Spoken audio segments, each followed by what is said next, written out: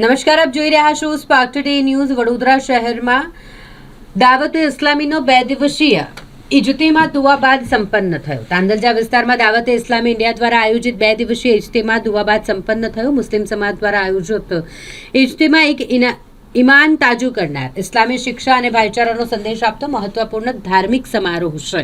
આ ઇજ્તિમામાં ઉલમાએ કિરામના બયાન, કુરાન હદીસની તાલીમ, સુધારાત્મક નસીહતો અને દુઆઓ થાય છે. સમાજમાં સારા આચરણ, ઇખલાસ અને ભાઈચારા વધે એ માટે તેનો મુખ્ય હેતુ હોય છે. તેવામાં વડોદરા શહેરમાં પહેલીવાર દાવત ઇસ્લામીનો ઇજ્તિમા યોજાયો.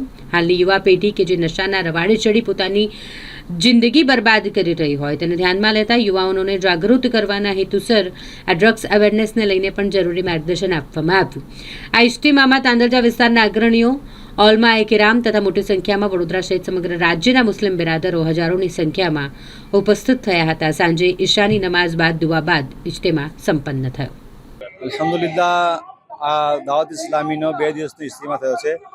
20 અને 21 તારીખનો અલ્હમ્દુલિલ્લાહ જે સન્ડેનો દિવસ ખુશી છે અને મુખ્તલિફ જગાઓ પરથી બધા આવ્યા છે.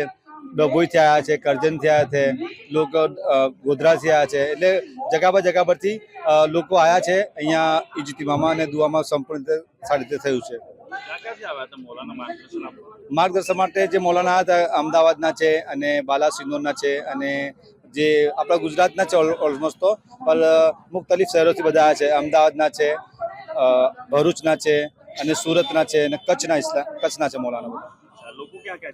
આ બધા જેટલા બધા લોકો આવ્યા છે તે મુખ્તલિફ અમુક આપણી લોકલ સિટીની પબ્લિક બી છે વડોદરાની, અને એની સાથે સાથે ડભોઈની બી પબ્લિક છે, કરજણથી બી ગાડીઓ આવી છે, બાલાસિનોરથી બી ગાડી આવી છે, ખેડા જિલ્લાથી બી ગાડી આવી છે અને અમદાવાદથી બી ગાડીઓ આવી છે.